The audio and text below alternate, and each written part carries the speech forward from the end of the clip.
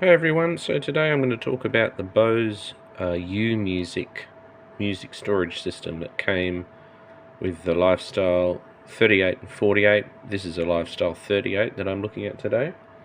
Also apparently came with the 321, some of the 321 models. I haven't tried those myself, but apparently the 321 GSX and 321 GSXL models also came with this system, and this was a system that BOSE used from 2004 to 2010 and phased out in 2010, the same time they phased out DVD players, basically because this is a system that stores music from CD only. So at first you could only store music from purchased CDs. Later the system allowed you to store MP3s, but only if you got the MP3s off a CD. That was the only way to import the music. So when I first got this, this, as I said, is a Lifestyle 38. I had a Lifestyle 18, and I bought this one because it had some components that I wanted, and it was about $200, so it came with the subwoofer and some speakers and some cabling that I needed, and the remote control, which is very expensive if you buy it separately. Yeah, I was surprised when I found that this had the Umusic system on it, which the Lifestyle 18 does not have, and I think some of the earlier Lifestyle 38 and 48 may not have it either, as it came in later. And I didn't really think I would use it. I thought it would probably be clunky and not very useful, but I've actually found it to be quite user-friendly and very well designed. They obviously put a lot of thought and attention into making this a good system to use, very user-friendly. So I actually ended up, I've recorded nearly all my CDs onto it, not that I have that many. This system can store up to 200 hours of music on the Lifestyle 38 and the 321 GSX, and on the more expensive 48 and GSXL up to 340 hours, which is a lot. So I'll just show you how it works. So obviously you turn the system on. I'm going to put in a CD that I haven't recorded yet. So you just put that in there. You can be in any mode. You don't need to be in the CD mode. I'm in TV at the moment. Close the drawer, and then you just press this button, which is store. And you can see it says accessing GraceNote. GraceNote is the name of the company that developed this software. They do still exist. I looked them up, and looks like they do lots of stuff with modern media, TV, that kind of thing. So it's accessing, and then you can see it's got storing, and you can hear the drivers now started up, and it starts storing the data. Unlike some other systems I've heard about, this does not play the CD and record the audio. It uses the data, which is sort of what you'd expect, but apparently some systems, maybe a bit older, actually play the music and record it as the CD plays, which obviously takes a lot longer because you've got to wait for the whole CD to finish. You can't skip or stop it or anything, otherwise the recording stops. And as you can see, it's reasonably fast, so it's already up to 15%. Very simple to use. As you saw, you literally just put the CD in and press store. You don't have to do anything else. The GraceNote system so contains the names of the tracks, the names of the CDs. That information has to be sort of stored on your hard drive as part of the system. If you don't have that information, So if you put in something that was recorded after 2010, it won't know what it is, and it'll just say unnamed CD and then have a bunch of unnamed tracks. You can go in and name them manually, as I'll demonstrate a bit later. You can also get updates, which will obviously give you information for CDs that were recorded after your unit was released. Unfortunately, those updates are quite cumbersome. There is a site, a fan wiki site, which I'll link to below, where you can get those updates, but it involves quite a lot of disk images you have to download. There's about 10 of them, I think. You have to record them all onto a DVD, and then after you've done that, you put the DVD in the drive, and the system, assuming everything works properly, the system will update itself. I haven't bothered to do that on this system just because it is so cumbersome, and you know, I haven't had that many CDs where it hasn't had the data. That update will also would allow me to put MP3s on here, I think, but I'm not going to do that. That was probably something that was useful back when CDs were the things that everybody used, but I don't know why you'd bother putting data from your computer onto a CD and then putting it on this system, unless you had music on your computer that you didn't have on CD that you really wanted to put on this system. You could do that, but I don't think many people are going to do that these days. What else to say while it's finishing that off?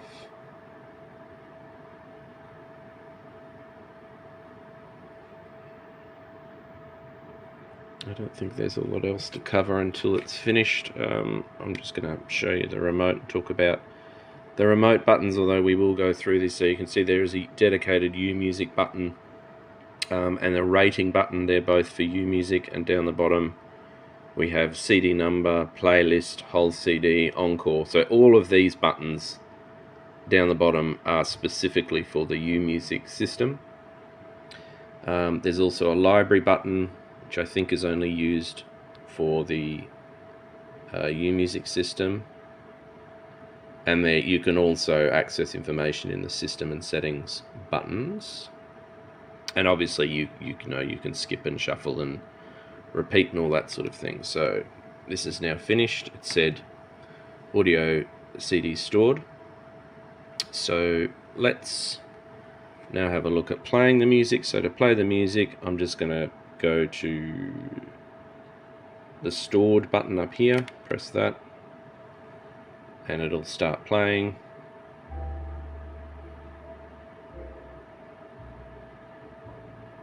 Hopefully you can read that. It's a bit blurry. Let me just... doesn't want to focus. So you can see it says stored, just to show you it's playing from stored music. I'm just going to turn the volume down.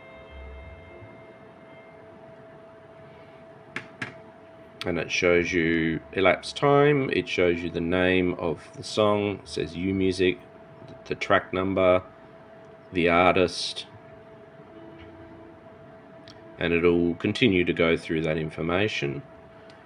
There is a button, and I can't remember which one it is, where you can, oh, it's the info button, which is here. So if you press info, you can also skip through the information that way. And as you can see here, when I press info, it's brought up the information on the screen. So it shows you the name of the track, the artist, the genre, the number of the CD, which is arbitrary. That just means it's the 30-second CD I recorded on the system. Track 3 of, and then the album name, the year, and then down the bottom it's got the All Music Guide one-stop group, which I guess is the people who developed or maintained the database. And then down the bottom, track 3, elapsed time. So a lot of information there, very comprehensive. Shows you a bit more than is just on the LCD screen. So a few other things that you can do. So if you want to play the whole CD, like I feel like listening to this CD, you can press whole CD and it'll go back to the first track of that CD. It'll stop playing when it's playing, go back to the first track and start the CD from the beginning. Obviously, as you'd expect, you can skip through the tracks, go back and forth. You can stop, and if you stop and play again, what does it do? It goes back to the start of the CD again. And obviously you can also pause, and then it won't go back to the start. And you can shuffle and repeat. Now by default, so it says here shuffle off, repeat off. That's because I started playing the whole CD. Normally shuffle is on by default. So whenever you go into press the stored button to start playing the music, it'll shuffle by default. So it'll go through all your music on all your CDs randomly, which is, I think, the best thing, you know, because you might not be in the mood to listen to one particular thing. Now, the other part of the Umusic system, which is probably the most interesting but least useful part, is you have these rating buttons here for one thing, and obviously you've also got the skip button. So when you record music onto this system, it's all recorded in one place, basically. You can let's just go into the library here. So you can create different presets. You can see this is preset 1. Trying to remember how to change that. I think I need to go to a different menu. So you can create different presets, but you can't dictate what kind of music will be. So you can't say I want preset 2 to have only Christmas music, for example. You can just create preset 1, 2, 3, 4, and you can name them different things. But you can't do anything beyond that. The way that the presets work is that, let's say I have a preset for myself, and then I have preset 2 for somebody else. And the idea is that I use preset 1, and when I use the rating button, so if I hear a song that I don't like, I can press the minus button, and the system will remember that I've done that. It won't necessarily never play that music again, but it will remember I don't like that. And if I press the plus button, it will remember I do like that. Also, if I press skip on a song, it will remember that. And if I continuously skip the same song, supposedly, in theory, it'll eventually figure out I don't want to hear that song and it won't play it anymore. And then the second person, the idea is they would use preset 2, and same thing. They would skip the songs they don't like, rate the songs low that they don't like, and it would remember their preferences, and basically then preset 2 would play music that they like. I'm thinking I'm also going to use this. So for example, I have a preset called Christmas music. Christmas has just passed. I went out and bought 3 CDs from a second-hand shop and recorded them on the system. Obviously, I don't normally want to listen to those, so when I'm in preset 1 and they come up, I say I don't like them. It learned fairly quickly not to play Christmas music. It pretty much doesn't play it at all anymore. But when Christmas comes, I'll go to preset, the preset called Christmas, and I'll rate the Christmas music high and give a minus to everything else. And the idea is it will remember that. Obviously, it would be a lot easier if you could just choose the genre and say, I only want you to play this genre in this preset, but it isn't the way it works. I guess the main problem with this idea is, at least from my point of view, it's only going to work for different people if the other people change the preset every time, and they need to do that manually, and I can't even remember how to do it, so they're certainly not going to be able to, and they don't care. They're just going to skip the music they don't like, regardless of what preset they're in. So it's an interesting theory. I don't think in practice it's that useful, mainly because unlike, for example, the TV channels, I'm just trying to remember what they're called, Netflix. When you start Netflix, it will ask you who's watching. This system doesn't do that. It just goes to preset 1 by default, and you have to go in and change it if you want to go to a different preset, and people just aren't going to bother to do that. So I think that function is fairly limited in its practical use. Anyway, let's go to library now, and I'll show you a bit about that.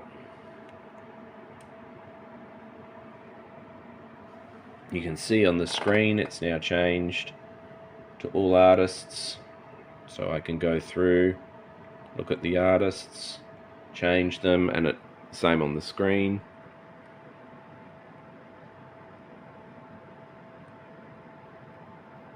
And I can change the album, the track, and it will also show up down here. So if I go to album, it changes to album. So that, I think one of the reasons I think they put a lot of work into this is the fact that they've mirrored what's on the TV on the LCD display, which is really not necessary, but it means that you can use this system without having to turn on the TV, which is convenient. Let's just leave that, and we'll go to program, if I can remember how to do it. I think I have to go back into the library actually to create a playlist is what I'm trying to do. So let's just go to a random.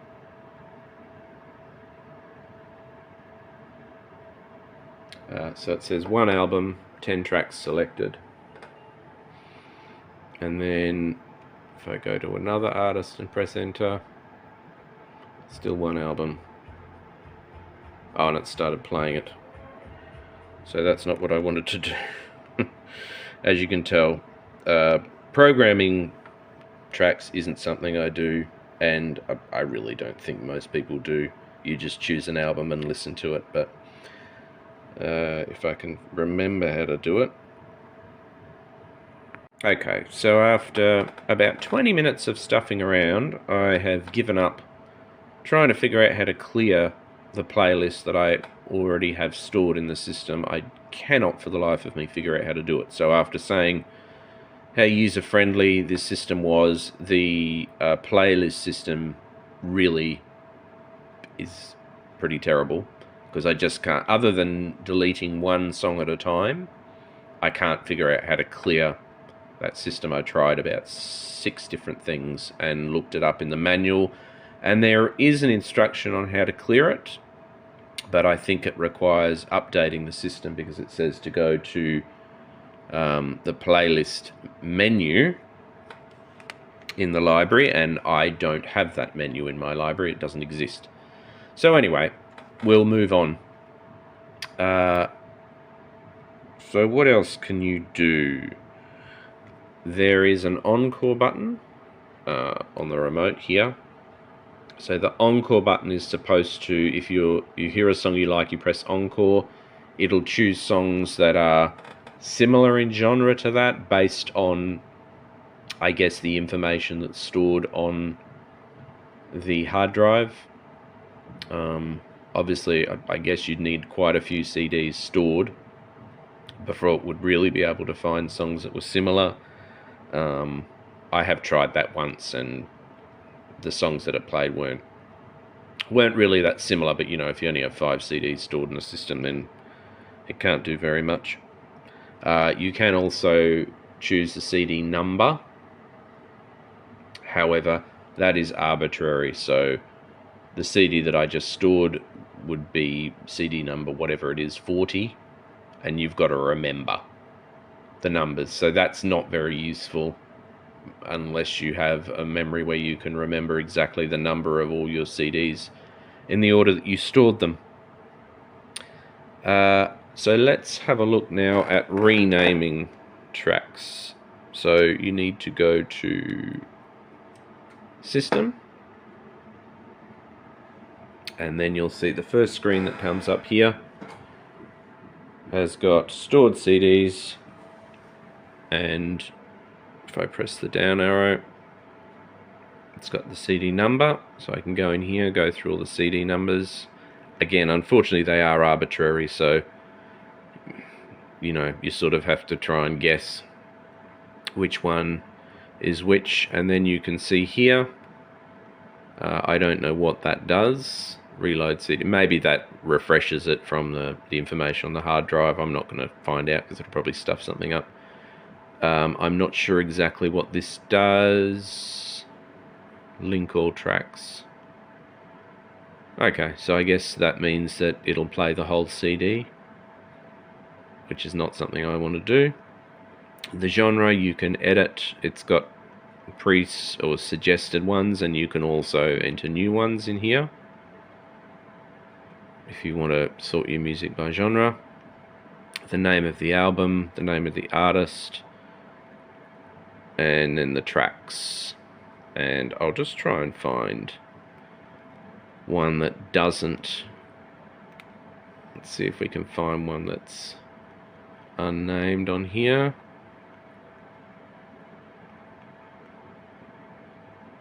Could take a while. It would be good if it showed the name of the album instead of a number, but there we go. So this is CD number 21. Of course, one issue is I don't actually know what music is on here, so let's exit that, and I'll put CD number 21, enter.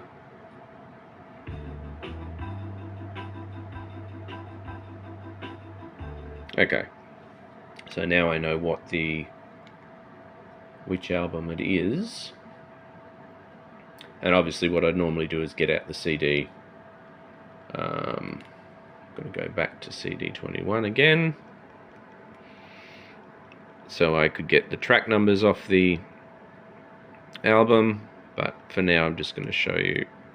You go in here and you use this fairly clunky menu to enter the name, and then click done when you're done.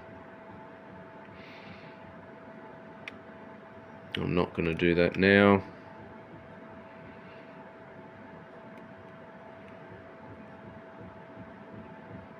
And then you can also, in the same way, edit the artist,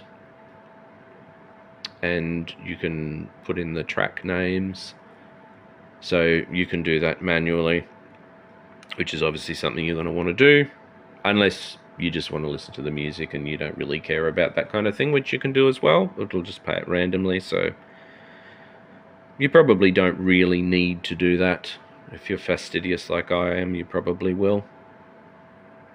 So that pretty much covers everything about this particular system. I think it's in general a really good system, other than the playlist function. But as I said, I think they might have addressed that in an update. And it's not, personally, it's not something I would use. I think that the better option is just to go into the library, as you saw before, and just select the album or the genre you want to listen to. I think it's unlikely you want to listen to two different genres or two different artists, but I think it's easier just to do that manually. A couple of limitations. One thing I've noticed is the system does tend to cut off the ends of songs sometimes, so particularly if you're listening to a whole album, there is a noticeable gap between the tracks, Obviously that's a limitation of the way that the hard drive works. It needs to access each track separately. So if you're listening to an album where normally the music might flow from one song to another, it will stop and start again. It doesn't take very long, but it's certainly noticeable. Obviously the other issue that people have is the hard drives can fail. These systems are quite old, and the hard drives can get worn out, and are apparently quite complicated to replace, not because the hardware's hard to find. That apparently is quite easy. They're fairly standard hard drive, but they need to be formatted in a very particular way, with some petition on it, and they need to be called the right thing, otherwise the system won't work.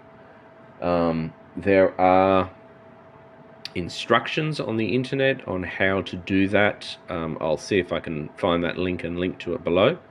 I also discovered that you can buy pre-formatted hard drives on eBay, so you can actually search for, I think, a BOSE hard drive or Umusic hard drive, and you can buy it, and presumably they're formatted in the correct way, and you take this lid off, which is quite easy. You just take off a couple of screws from the bottom. The hard drive is sort of it's attached to this part over here, and I think you just take it out, unplug it, plug the new one in. So it sounds like that's easier to do now than it used to be, because you can just buy one off eBay.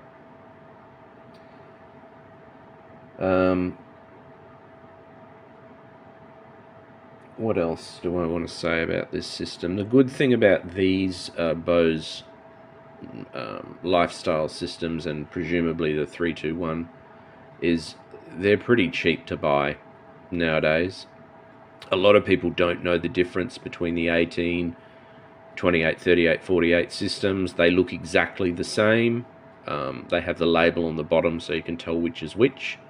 So if you're interested in trying the Umusic system, you could probably, I mean, I paid $200 for this one, with the subwoofer and 3 speakers and the remote, and it came with some homemade cables as well, which is pretty cheap, probably like a 10th or 20th of what it cost when it was new, might have even been more than that. So if you're interested in trying one of these out, you don't need to spend much money. I think they're a pretty nice looking system, and obviously if you get the BOSE speakers and the subwoofer and the remote with them, the sound is pretty good. You know, a lot of people say the sound isn't that great, but you know, for a couple $100 or even less, I think it's pretty good value. You'll probably you may find that there's stored music already on the drive. There might even be some music on there that you like, so that could be a bonus, because people probably aren't going to remember to delete the music off the hard drive before they sell it. This one, when I bought it, all the music on it was Indian.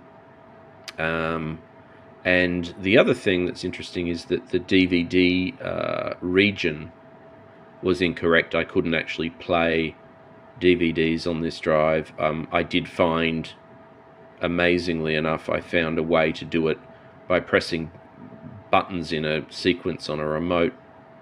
On the remote, you can remove, somehow you remove the region information, and after that it played all my DVDs fine. But I think this one actually came from India.